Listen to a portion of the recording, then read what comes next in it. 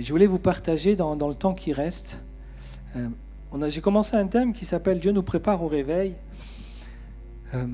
Et il nous prépare, et j'aimerais, ça va être dans la continuité, mais peut-être pas comme on l'imagine, parce que réveil, on s'imagine signe, prodige, miracle, croissance, oui, mais j'aimerais qu'on aille un petit peu plus loin dans l'optique, parce que ça fait un peu centré sur l'Église, croissance de l'Église qui va grossir, et c'est pas mal, si on le comprend dans le sens où c'est pour le royaume, mais il y a une autre dimension. Et j'ai intitulé ce partage, on va vous partager ce qu'on a à cœur sur ça. Église bocale ou église locale? Église bocale ou église locale? Parce qu'on se rend compte qu'une église est oui dans une ville, mais elle devient une église locale lorsqu'elle est hermétique à la ville. Vous comprenez? Et parfois on est dans la ville et on s'est fait cette réflexion avec Elisa pendant toute cette pastorale. Et je confesse, on s'est posé la question, est-ce qu'on aime vraiment notre ville en fait? Et on s'est rappelé que quand on est venu, qu'on avait visité Morlaix, on avait vu cette cuvette et on s'était dit, oh, Morlaix, on n'aime pas, cette ville, elle ne nous plaît pas. Et puis le Seigneur nous appelle à servir là, puis on s'est rappelé cette parole, et en fait, il nous a placés dans une ville et on s'était dit, cette ville, on n'aime pas dans la forme cuvette. Mais on s'est dit, mais c'est pas bon, parce que tu es dans un endroit, et après sinon tu vis dans un bocal, placé quelque part au milieu d'une pièce. Et moi qui prêche avec force et beaucoup de conviction, il faut qu'on sorte. Je me suis dit, je me suis rendu compte que il fallait que j'aime encore plus ma ville. Et on est appelé à avoir une influence sur la ville. Sinon, on devient une église bocale. Et ce n'est pas du tout ce que le Seigneur Jésus est venu faire. Jésus parcourait les villes. Jésus transformait les villes. Il amenait quoi? Le royaume de Dieu ici-bas. Repentez-vous car le royaume des cieux s'est approché de vous. Si on n'a pas cette mentalité-là, on est une église bocale.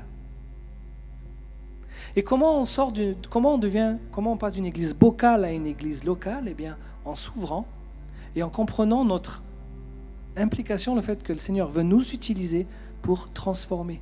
Quand on dit transformer, c'est amener les valeurs du royaume de Dieu là où on est, qui sont des bonnes valeurs d'amour, de paix, de réconciliation, d'unité, de guérison, de restauration. C'est pas, on force pas les gens à croire à Jésus, on vient avec les valeurs qui sont diffusées. Et notre objectif, c'est du coup de pénétrer, d'être dans la ville.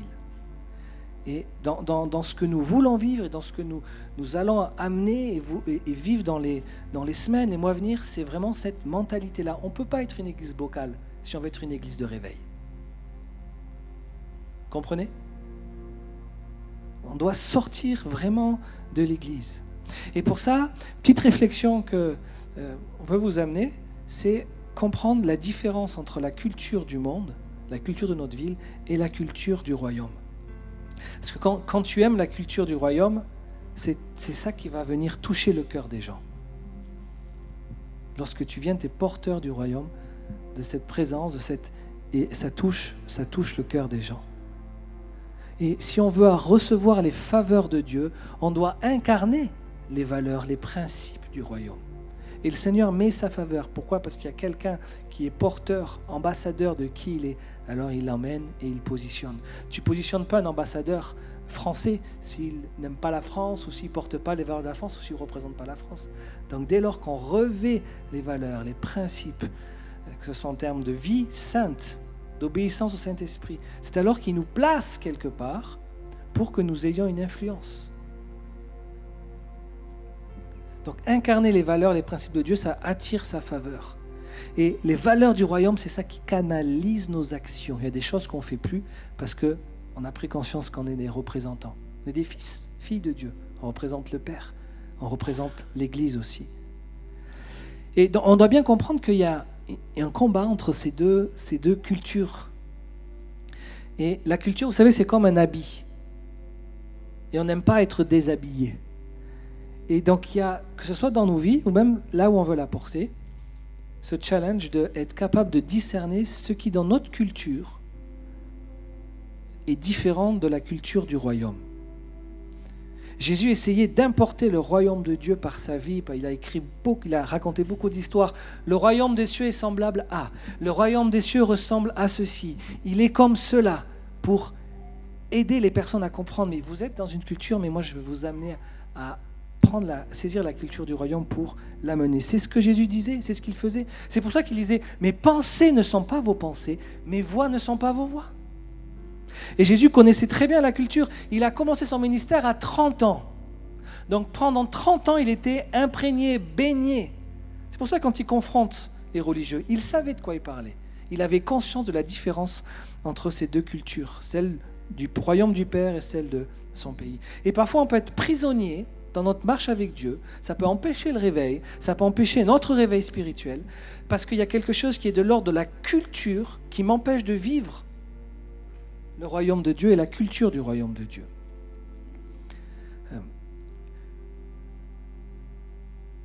Le taux de suicide le plus élevé en France, c'est en Bretagne. C'est un chiffre de 2022 que j'ai, je n'ai pas des chiffres plus récents.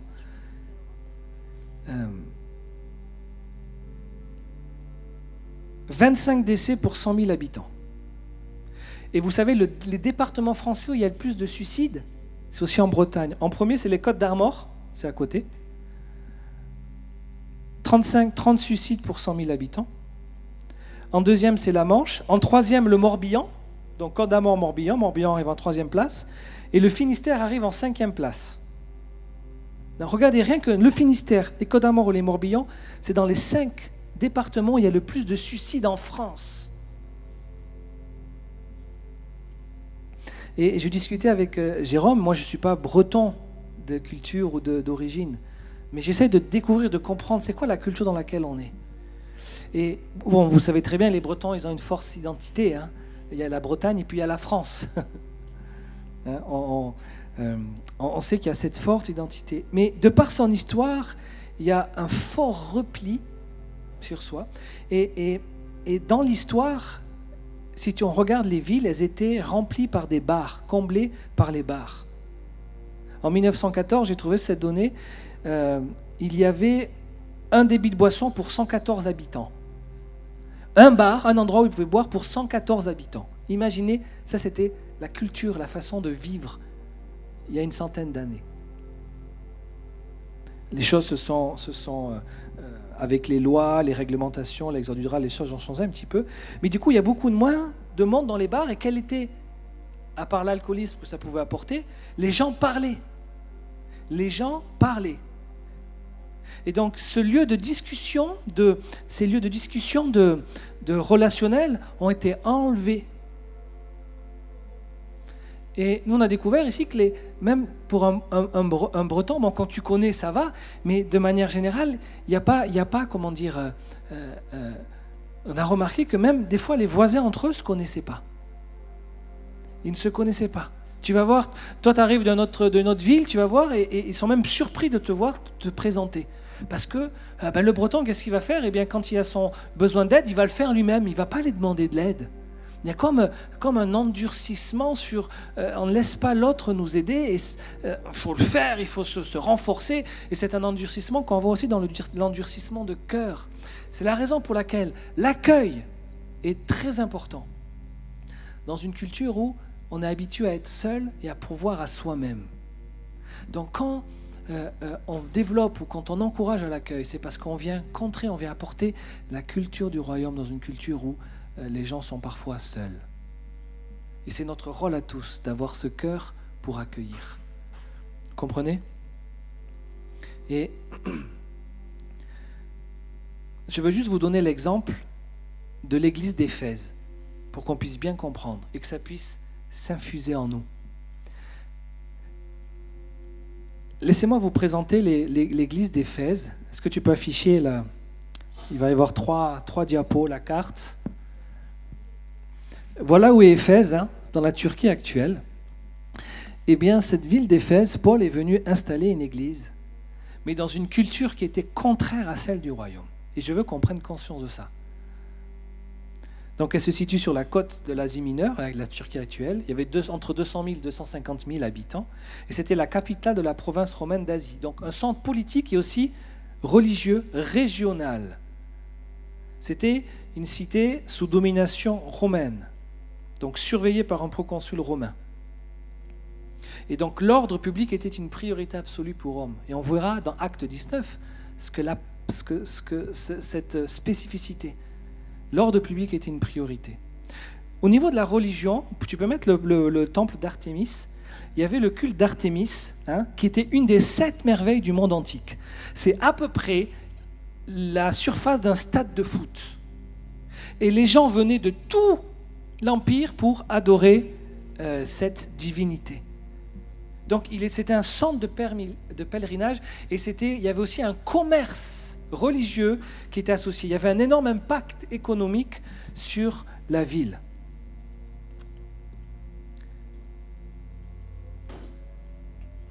Et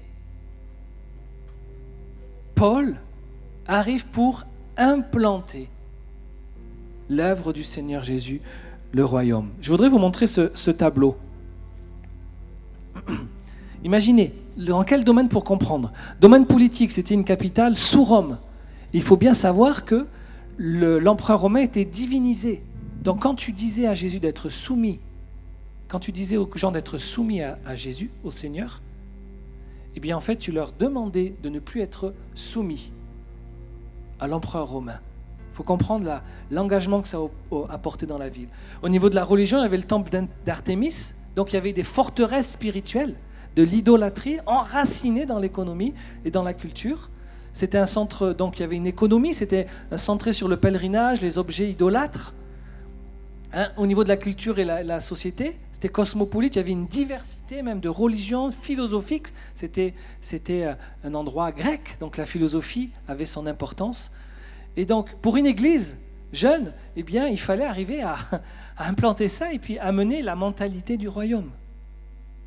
Un vrai bastion idolâtre. Et on va lire ensemble ce que Paul a fait. Et nous, on doit comprendre qu'on doit être dans cette dimension-là. On va lire dans Acte 19. Et j'arrive à la fin, je ne serai pas lent, mais c'est juste pour qu'on puisse comprendre. Pendant qu'Apollos était à Corinthe, Paul, après avoir traversé les hauteurs du territoire, se rendit à Éphèse. Il rencontra quelques disciples et leur dit...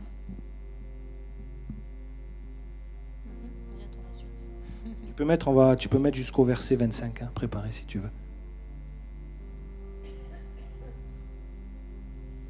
Avez-vous reçu l'Esprit Saint quand vous avez cru ? Ils lui répondirent, nous n'avons même pas entendu dire qu'il y ait un Esprit Saint. Il dit, quel baptême avez-vous donc reçu ? Ils répondirent, le baptême de Jean. Alors Paul dit, Jean a baptisé du baptême de repentance. Il disait au peuple de croire en celui qui venait après lui, c'est-à-dire en Jésus. Sur ces paroles, ils furent baptisés au nom du Seigneur Jésus. Paul leur imposa les mains, et le Saint-Esprit vint sur eux. Ils se mirent à parler en langue et à prophétiser. Tous ces hommes étaient au nombre de 12 environ. 12 personnes. Dans une ville comme Éphèse, avec ce degré d'opposition même spirituelle, qui vont transformer le climat de la ville, vous allez voir comment. Retenons d'abord qu'ils avaient besoin de l'Esprit Saint. 12 personnes. Un petit groupe de 12. Paul entra dans la synagogue où il parla ouvertement. Pendant 3 mois, il s'entretenait avec eux et les persuadait en ce qui concerne le royaume de Dieu. Mais, comme quelques-uns restaient endurcis et incrédules et décriaient devant la multitude la voix du Seigneur, il se retira d'eux, prit les disciples à part et eut des entretiens chaque jour dans l'école de Tyrannus. Ok, Paul commence à enseigner. 3 mois de l'opposition. Normal. Ben oui, vous avez vu l'état de la ville. Donc que fait Paul ? Il prend les disciples, ceux qui veulent avancer. Il se retire et il va où ? Dans la ville, dans une école. Pas une école chrétienne, pas une église. il se met dans cette ville. Vous savez que l'enseignement était important, la philosophie grecque était importante. Donc on sait pas grand-chose de ce Tyrannus, mais on sait qu'il avait dans cette université, dans ce lieu d'enseignement, une place. Donc déjà rien que l'église n'était pas dans un bâtiment, était déjà dans la ville. Et tous les jours, il les enseignait. On doit comprendre ça. Église bocale ou église qui s'inscrit dans la localité dans laquelle elle est.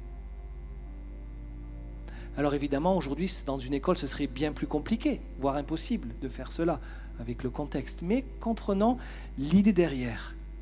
Il n'est pas resté dans un endroit part. Il est allé quelque part dans la ville, dans une institution, où pendant tous les jours, il était en train de faire quoi?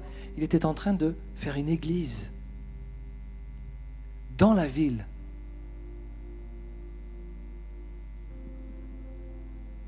Il faisait des disciples et des leaders. Cela dura 2 ans, de sorte que tous ceux qui habitaient l'Asie, juifs et grecs, entendirent la parole du Seigneur. 2 minutes, ça veut dire hold on, je vais le dire en anglais. 12, ça fait 3, mais 12. 12 personnes. Après quelques mois, toutes, écoutez bien, l'Asie, juifs et grecs, entendez, ça part de 12 personnes qui décident de ne pas rester dans un bocal, mais d'aller quelque part, et de 12 personnes, tout le monde avait entendu parler, juifs et grecs. Et là, on doit se remettre en question. Là où je suis dans ma ville, là où je suis dans mon quartier, est-ce que je suis un chrétien bocal ou est-ce que je suis un chrétien local? Il s'agit de prendre conscience, peut-être de nous réveiller. Dans l'église s'est ouverte, est-ce qu'on veut que ce soit une église bocale ou est-ce qu'on veut que ce soit une église locale qui s'investit, qui comme à partir de 12, et nous on n'est pas 12, on est 40, je ne sais pas, 50. C'est pas mal. Il y a un beau potentiel.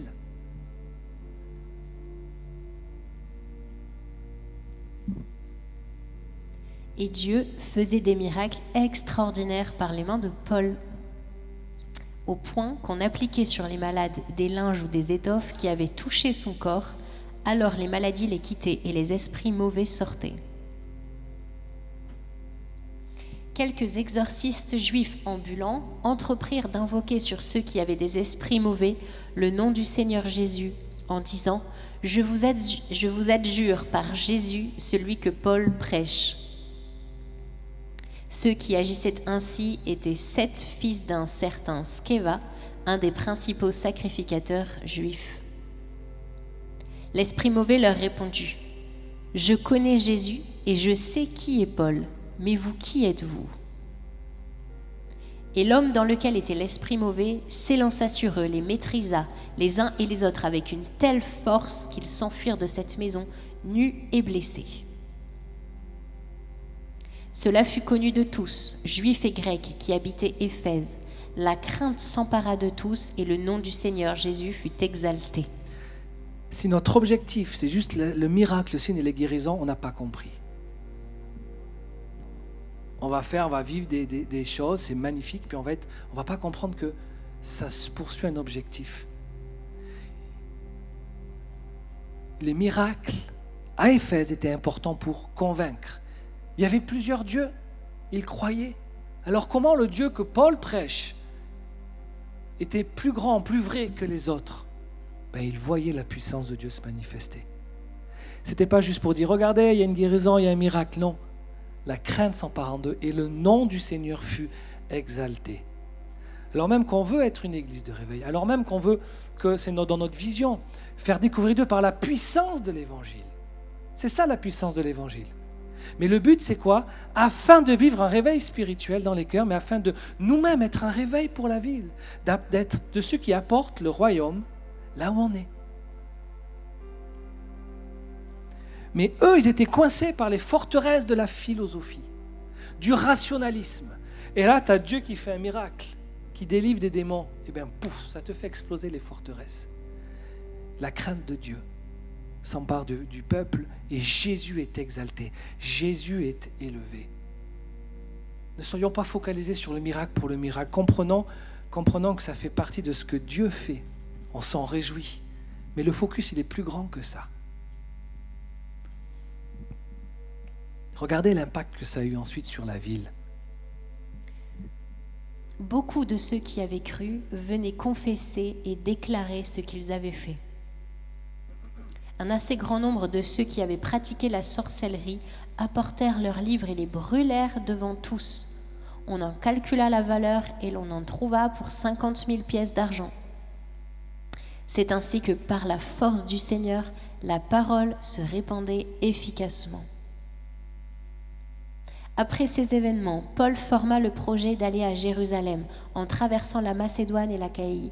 Il disait « Après m'y être rendu, il me faudra aussi voir Rome. » Il envoya en Macédoine 2 de ses aides, Timothée et Éraste, et resta lui-même quelque temps encore en Asie. À ce moment-là, survinrent des troubles assez graves au sujet de la voie du Seigneur. Un orfèvre du nom de Démétrius fabriquait des temples d'Artémis en argent et procurait aux artisans un profit considérable. Il les rassembla avec ceux du même métier et dit « Vous tous, vous savez que notre bien-être dépend de cette industrie.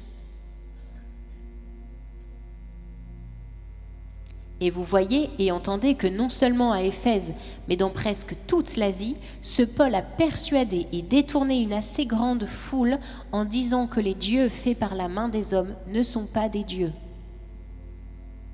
Cela risque non seulement de jeter le discrédit sur notre profession, mais encore de réduire à rien le temple de la grande déesse Artémis, et même de dépouiller de son prestige celle à qui toute l'Asie et le monde entier rendent un culte. » À ces paroles, remplis de fureur, ils se mirent à crier « Grande est l'Artémis des Éphésiens !» Toute la ville fut dans la confusion. Ils se précipitèrent d'un commun accord au théâtre et entraînèrent avec eux les Macédoniens Gaius et Aristarque, compagnons de voyage de Paul. Paul voulait se présenter devant le temple, mais les disciples l'en empêchèrent. Même quelques-uns des Asiarques étaient ses amis, lui envoyèrent des messagers pour l'exhorter à ne pas se rendre au théâtre. Est-ce que vous vous rendez compte ? Déjà, Paul y forme pour les envoyer. Et l'influence d'un homme auprès de 12, j'ai aimé lire qu'il disait de Paul qu'il avait répandu la voix du Seigneur tout en Éphèse et presque dans toute l'Asie. C'est parti de 12 personnes. Paul faisait des disciples pour qu'ils soient relâchés, pas pour qu'ils soient dans une église bocale. Et pour que chacun, là où il est, soit une influence. Et donc, on se retrouve donc dans une ville qui était connue pour son idolâtrie à ce temple-là. Eh bien, l'arrivée du royaume va non seulement combattre toute la sorcellerie, l'idolâtrie qu'il y avait, l'ésotérisme, puisqu'ils se sont mis à brûler les livres. Voyez comment l'arrivée du royaume a amené la culture à changer toute une ville. Ils ont brûlé leurs livres. Et ça a même bouleversé l'économie. Une économie basée sur l'idolâtrie à Artémis. L'économie a été transformée. Donc il y avait un défi politique, capitale sous Rome. Mais par leur témoignage, par leur sagesse, ils ont pu répandre l'évangile. Il y avait le défi de la religion. L'évangile s'est attaqué aux idoles. Et il y a eu une opposition violente face aux conversions. Il y a eu un défi économique, puisque c'était un commerce qui est centré sur le pèlerinage. Et nous voyons ici l'émeute. Parce que l'Église était forte et enracinée, et elle dérangeait parce qu'elle changeait les choses mauvaises dans la culture. Paul enseignait publiquement dans l'école de Tyrannus. Il y avait une diffusion qui se faisait régionalement. Pour la vie ecclésiale, il formait des responsables qu'il envoyait. Pour le spirituel, il y avait la puissance de l'Esprit qui accompagnait les signes, les prodiges, les miracles, les délivrances, qui a renversé les forteresses et l'idolâtrie. Il n'y a que le Saint-Esprit et sa puissance qui est capable de faire ça. Est-ce qu'on comprend que quand Paul arrivait quelque part, il ne se disait pas où est-ce que je vais faire une église, mais comment la culture du royaume peut changer l'atmosphère de la ville dans laquelle je suis. Et là, on est dans une église de réveil. On ne regarde pas le nombre. Ils étaient 12 au départ. Ils ont changé une ville. Peu importe qu'on soit 1000, qu'on soit 50. 1000 personnes qui restent ensemble, bocal, ça ne fait pas grand-chose. 12 qui commencent à se former, qui vont dans la ville, ça change l'atmosphère d'une ville. Donc, je vous partage cela, c'est notre cœur pour cieux ouverts. Peu importe le nombre qu'on est là, nous, ce qu'on veut, c'est amener la culture du royaume et bénir la ville. Donc, peut-être qu'on peut rappeler les éléments de la culture du royaume. C'est quoi? On peut en parler? Peut-être si tu veux, Justine. Alors, rapidement, mais c'est quoi les éléments qui définissent la culture du royaume? Peut-être pour ceux qui connaissent un petit peu moins. C'est la justice de Dieu. Qu'est-ce qui est cher au cœur de Dieu et qui aujourd'hui est bafoué dans notre société? C'est pas la justice humaine. On ne combat pas la chair et le sang, on combat selon les principautés. Donc la justice, la vérité. Le Seigneur aime les choses justes, les choses véritables. La famille, elle est importante. Quand on veut bénir des familles qui n'ont pas peut-être beaucoup de moyens pour habiller leurs enfants, c'est un début de quelque chose. Le Seigneur aime rétablir ce qui a été volé. Il aime, la valeur du royaume, c'est quand tu rétablis la dignité d'une personne. On a commencé à faire des maraudes. On va se mettre sous la conduite du Saint-Esprit pour savoir si c'est ça qu'il veut spécifiquement. Il y a un temps pour tout, on peut avoir des bonnes idées humaines. On veut que ce soit inspiré. Est-ce que le Seigneur veut qu'on continue à bénir ces personnes qui sont dans la rue, leur apporter de l'amour, de la dignité, hein? Il y a des valeurs d'amour, il y a des valeurs de foi, des valeurs où on veut être chaleureux, accueillant. Et tout ce qu'on veut vivre au sein de l'église locale n'est pas bocal. On doit apprendre à l'être là où on est. C'est ça. Et nous, on veut être une église qui forme des disciples. On ne veut pas être une église qui forme des salariés pour l'église locale. Vous comprenez? Bien sûr qu'il y a besoin de gens qui servent. Mais le but, ce n'est pas d'enfermer des personnes à servir l'église locale. C'est d'amener des disciples qui vont changer la culture là où ils sont, juste par leur comportement. Tu n'arrives pas en disant « je vais changer la culture ». Non, c'est toi qui tu es, porteur des valeurs du royaume de Dieu qui va amener un changement. Et ça peut commencer déjà dans ta famille. Et même, je vais dire, dans ta vie. C'est pour ça que le travail est d'abord intérieur. C'est pour ça qu'on parle d'abord de repentance. Seigneur, je comprends que ce n'est pas comme ça que je dois être. C'est pour ça qu'on parle d'abord de laisser le Seigneur renouveler nos pensées, nos forteresses, qu'on le laisse guider nos vies. Alors, il va y avoir une différence que tu vas apporter le royaume dans ta famille, dans ton couple, auprès de tes enfants. Il va y avoir une différence. Ensuite, tu vas commencer à connecter avec les voisins. Ça n'a pas été facile pour Paul à Éphèse. Okay? On comprend que la culture s'oppose. Mais tu n'es pas à cieux ouverts pour devenir un chrétien bocal. En tout cas, on t'encouragera. Et peut-être un temps où tu vas être restauré avant d'être envoyé. Oui, on passe tous par là. Mais l'objectif, c'est que là où tu es, tu puisses être une lumière et tu puisses être un outil entre les mains de l'Esprit Saint pour là où tu es amené les valeurs du royaume. Et je vous demande aussi, c'est une demande que vous puissiez prier pour cela, pour que notre Église puisse petit à petit être positionnée par le Seigneur Jésus, pour qu'on puisse être cette voie d'amour dans la ville, cette voie d'aide dans la ville. Et Elisa parlait de son nouveau travail. Je suis moi aussi en recherche, donc je travaille avec un menuisier, voilà, c'est purement pécunier. Mais je me demande si le Seigneur ne veut pas aussi m'utiliser différemment. Je vous soumets ça, qu'on puisse prier. Je suis prêt, j'ai dit au Seigneur, Seigneur, je suis prêt, si tu veux m'envoyer quelque part dans la ville à Morlaix pour commencer à diffuser ton royaume, eh ben moi je suis ton serviteur. Donc si vous pouvez prier aussi pour que la volonté de Dieu se fasse à ce sujet. Ça vous encourage? Ça vous parle? Alléluia. Regarde ton voisin et dis, sois pas un poisson dans un bocal. Sois un chrétien, un disciple local. Amen. Alléluia. On va se lever prier. Le groupe de louanges va venir pour nous conduire dans un temps. On va se réjouir. Alléluia.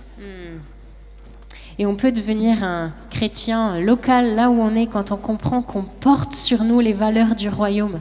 On vit pas pour nous, on vit pas pour son couple, on vit pas juste pour sa petite famille ou son petit, juste ce qui nous maintient. Non, on vit pour Christ. Vous êtes d'accord? Il nous a rachetés, il nous a guéris, il nous a sauvés, donc on vit pour lui.